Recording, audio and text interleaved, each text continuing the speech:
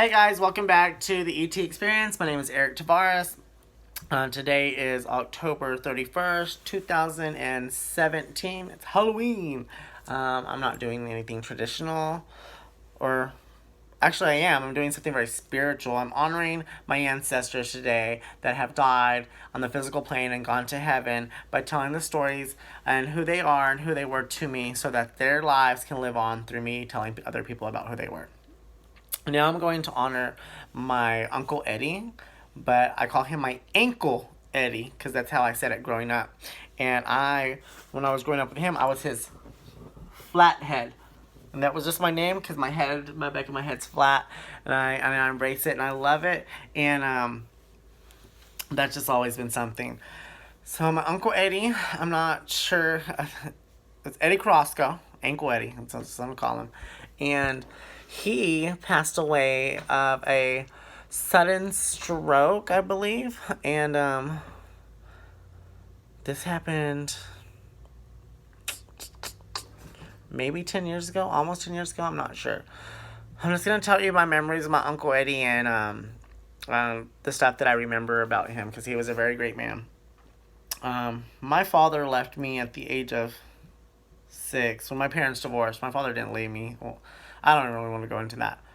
I grew up in a single parent home with just a mom. So my Uncle Eddie became my father.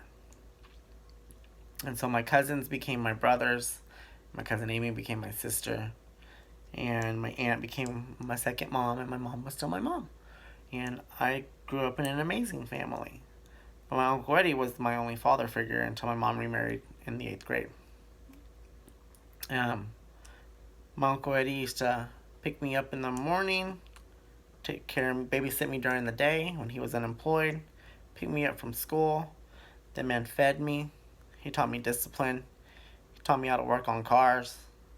He taught me how to pick up girls when I was straight. Thanks, Uncle Eddie. He taught me how to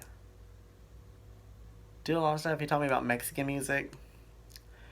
Taught us how to barbecue. I didn't really learn because I still have this phobia of touching raw meat, but I'm getting past that. My Uncle Eddie did smoke cigarettes a lot, majority of his life, and his life was cut short due to that. And it's woken me up to the point in my life where I've quit smoking cigarettes. And so he taught me a lesson there. Smoking cigarettes will take your life. And it's not a joke. I believe that had he not smoked so many cigarettes during his lifetime, he would still be with us to this day. And he cut his life short due to his negligence. I don't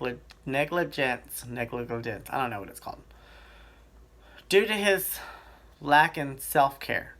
He cared so much about us, and that we're truly thankful for. He was an amazing uncle, an amazing father, an amazing husband to my aunt. He raised us. He put all of his work into us, and he needed to relax, and I understand that. But he didn't realize that he was actually hurting himself, and then he hurt the rest of us in the process. Because we lost an amazing man. What I realize now is I'm no longer hurt. And that he's not gone, and he's with me, and he's back, and he's teaching me these lessons in my life. I watch my uncle and my aunt. They're the only people in my entire family that I've watched, besides my grandmother and my grandfather, that didn't divorce. And they stayed together through thick and thin. Through sickness and health. Through fights. Through beatings. And apologies and forgiveness. They did show me what love is supposed to look like. And that you never give up. And he was funny. He dressed up as Big Bertha. Oh my god. My Uncle Ed. Okay, so I'm a drag queen, right? And whenever I came out to my family and stuff, and and then they found out I was a drag queen, everyone was like so appalled by it. But if you think about it, the first person I ever saw in drag was my Uncle Eddie, as Big Bertha. And he was all, we were Hispanic, and he painted himself all black. He looked like Aunt Jemima. Oh my God, it's so hilarious. I just realized that Uncle Eddie taught me a lesson that I should not be afraid to be who I want to be. And if I want to be a woman, I will be a woman. My Uncle Eddie was brave enough to be a woman. And he did it for kicks and giggles. And I do it to inspire others. Thank you, Uncle Eddie, for that lesson. Uncle Eddie died due to not taking care of his body. I take care of my body now. Or now I am taking care of my body. I have neglected my body for the past 35 years of my life. But my uncle taught me that I should because of the way that I saw the way that he died. So now I'm taking care of my body. Thank you, Uncle Eddie, for that life lesson. My Uncle Eddie taught me that I grew up without a father. And I searched for him to be my father. But I also learned that I found my father, and my father is God. And for that, I thank you, Uncle Eddie. My Uncle Eddie taught me that there's going to be hard times, and there's going to be good times. And that through the hard times, that there's always something good to come. No matter how much I have watched our family, or the family as a whole, suffer, my Uncle Eddie never gave up. He was always there, and he was always doing something, and he was always productive. And even if when he wasn't working, he was outside working on the car, making sure that that worked, mowing the yard, throwing the trash. Oh, well, let's not get into throwing out the trash. So, we already know where this is going. So my Uncle Eddie, oh my God. So, when my dad left, my mom became a serial mom.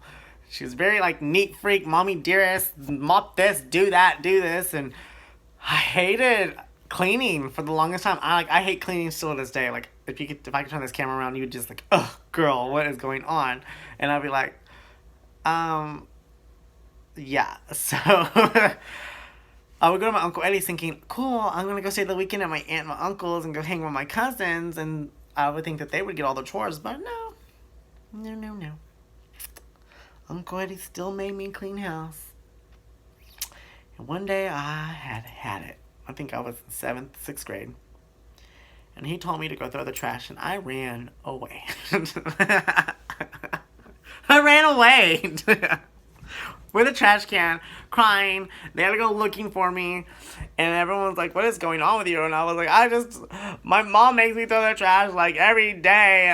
Why do you have to go make me throw that trash? I just want to come over here and watch TV and hang out with my family, and you kind of make me throw the trash. And it taught me that life never stops.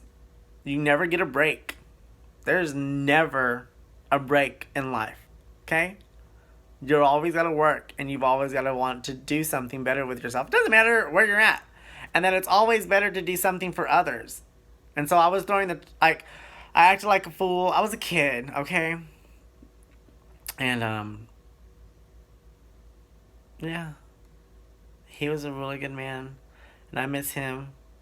But I don't need to miss him because I know he's not gone, because he's now going to live on through this story forever and ever and ever.